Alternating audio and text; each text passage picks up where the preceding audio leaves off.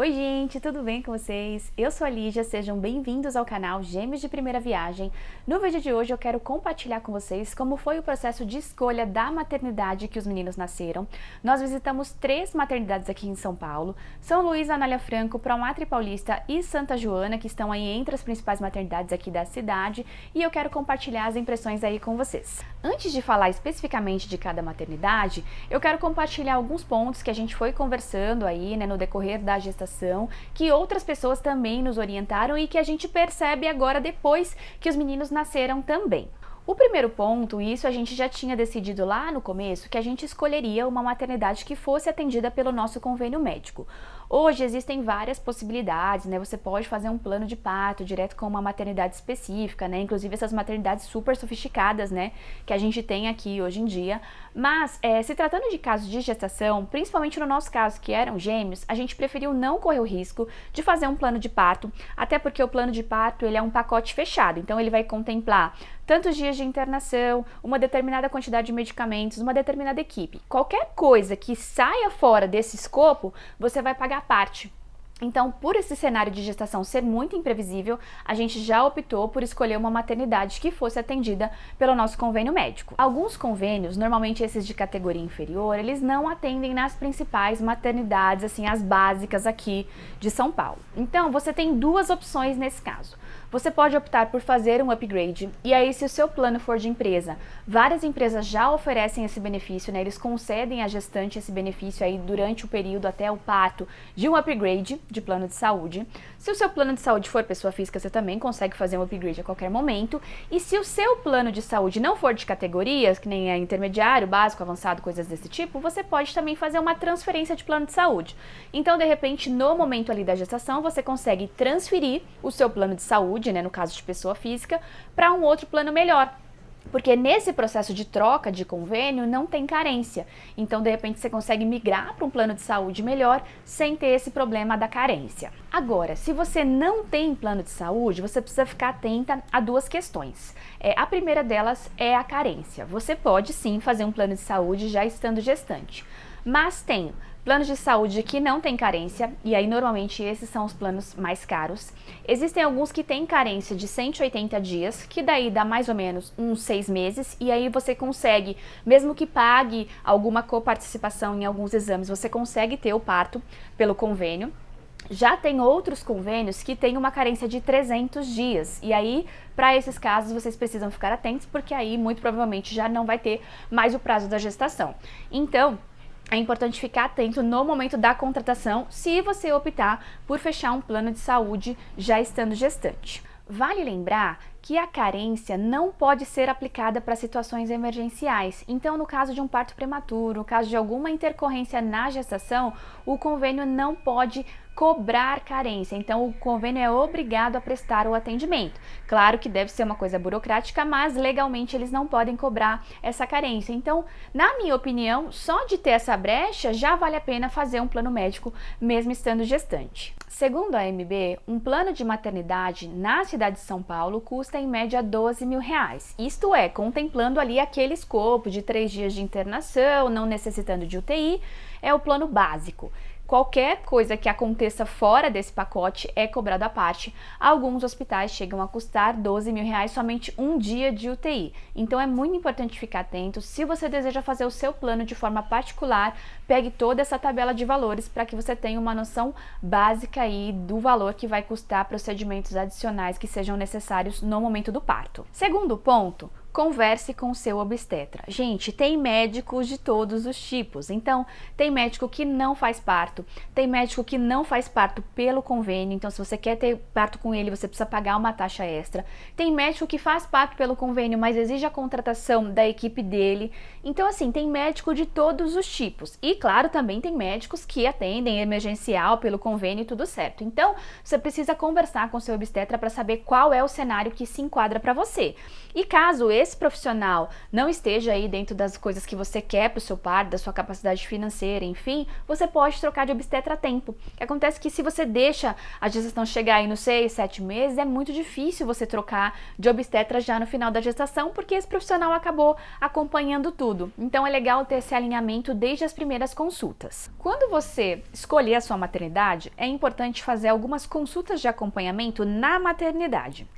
Normalmente, quando a gente faz pré-natal com um médico que tem consultório, a gente não vai no hospital. A gente sempre vai no laboratório, faz os exames e leva para o médico ver os exames que a gente fez. Então, a maternidade, o hospital, ele não tem nenhum histórico dessa gestação. Então, se tiver alguma emergência, ou mesmo se no momento do parto o seu obstetra não conseguir chegar, ou não conseguir atender, né, dar esse atendimento por telefone, o hospital ele não sabe nada da sua gestação. Então, mesmo que você leve todos os exames, no momento da emergência, ou mesmo no momento do parto, a equipe não tem esse tempo de ficar folheando, saber se tem alguma informação. O que eles vão fazer? Vão ficar te perguntando. Isso aconteceu, inclusive, com a minha irmã. Ela optou por ter o parto com a equipe plantonista e aí chegou lá, o pessoal ficava, tem diabetes gestacional? Tem pressão alta? O bebê tem algum problema? E o que ela entendeu? Que o pessoal estava folhando os exames, né, analisando ali os exames, e ela tinha deixado passar alguma coisa, ou que a médica dela não tinha avisado. Quando na realidade eles nem olharam os exames. Chegou ali no momento do parto, eles começaram a perguntar tudo para ela porque não tinha nenhum histórico da gestação no hospital.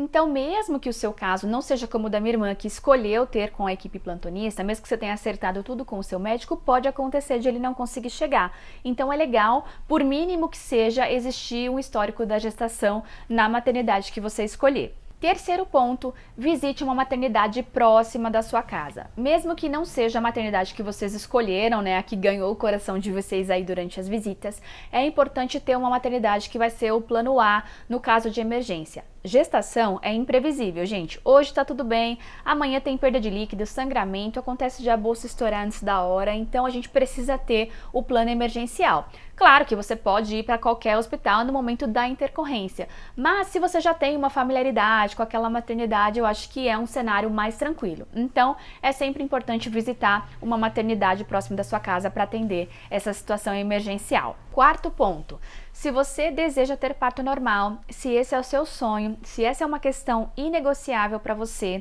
recomendo fortemente que você tenha a sua equipe. É uma opinião extremamente pessoal que eu faria, caso fosse comigo, e que eu recomendaria para as pessoas mais queridas. Explico por quê.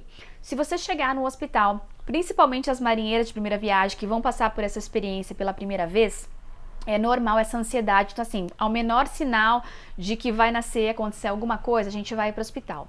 Chegando no hospital, sem equipe, sem a devida orientação, muito provavelmente você vai ser convencida a ir para um parto cesariano. E aí te explico o porquê. O parto normal é um cenário completamente imprevisível. Tem pessoas que vão dar entrada no hospital, daqui 1 hora o bebezinho já vai ter nascido. Outras pessoas vão demorar 2, 3 dias aí até o bebezinho conseguir nascer. E durante todo esse período que você está ali no hospital, no processo de evolução natural do seu parto, você precisa de acompanhamento, tem as trocas de plantão, você precisa de alimentação, você precisa de medicação. Então, teoricamente, você está ocupando o tempo ali da equipe plantonista do hospital. O parto normal, embora às vezes ele seja demorado, ele é um processo que exige pouca interferência médica. Você não precisa de nenhum procedimento específico para o parto normal. É a evolução natural do processo de nascimento. Então o hospital ele não tem muito o que cobrar da pessoa. Ele vai cobrar estadia, ali, enfim, um procedimento ou outro, mas ele é muito diferente do parto cesáreo. No parto cesáreo é um processo muito mais rápido e muito mais rentável. Pensa assim, questão de 1h30, 2 horas, o hospital já te recebeu, já fez a cirurgia, já recebeu o montante ali previsto para aquele tipo de cirurgia e já está liberado para atender outros pacientes. Então, falando como empresa, para o hospital é muito mais vantajoso fazer partos cesáreos do que partos normais. Existem milhares de estudos, muitas recomendações e incentivos ao parto natural. Porém, aqui no Brasil, inclusive isso já foi até tema de audiência pública, mais de 55% dos partos são feitos via cesárea. Segundo a Organização Mundial da Saúde, apenas 15% de todos os partos teriam a indicação para ser um parto cesáreo. Eu acredito que por falta de uma legislação específica, né, no nosso país, o parto cesariano ele foi totalmente banalizado. Então a gente já chega nas primeiras consultas e já marca essa data de parto. Pessoas que desejam ter o parto normal chegam no hospital, elas são convencidas a irem para o parto cesariano. E aí é meio que um antagonismo, né? Você chega na visita, eles mostram aquelas salas de parto natural, com bola, com banheira, com não sei o que, um monte de coisa. Quando você chega, a primeira coisa que eles querem fazer é te convencer a ir para uma cesárea, ou se você optar por o parto normal, eles querem induzir para acelerar o processo. Então, é muito complicado você conseguir um parto natural com a equipe de plantão. Então, por isso que eu passo essa recomendação de você ter a sua equipe. Se eu tivesse indicação de parto natural, eu contrataria uma doula, né, para me auxiliar, porque assim, o médico normalmente o que vai acontecer? Você vai entrar em trabalho de parto, o médico vai te auxiliando, vai te orientando e ele vem efetivamente fazer o parto, mas se demorar muitas horas, ele vai ficar fazendo acompanhamento por telefone. E aí, se você tem uma doula, se você tem uma pessoa que te acompanhou, ela vai te ajudar ali, vai te orientar e vai estar com você o tempo inteiro, sendo uma pessoa da sua confiança. E aí você dificilmente vai conseguir ser convencida pela equipe do hospital ali, ou seja, por outros médicos, a ir para uma cesariana sem necessidade. O momento do parto, ele é um momento de extrema vulnerabilidade. Então, assim, gente, é um nível de estresse, assim, muito alto. Então, é a insegurança, né, o medo do desconhecido, aquela tensão, aquela preocupação. E ainda você correr o risco de cair na mão de um médico ruim, de uma equipe ruim, que vai te tratar mal, que vai transformar um momento que por si só já é difícil num processo traumático, é muito complicado. E, sinceramente, eu não correria esse risco.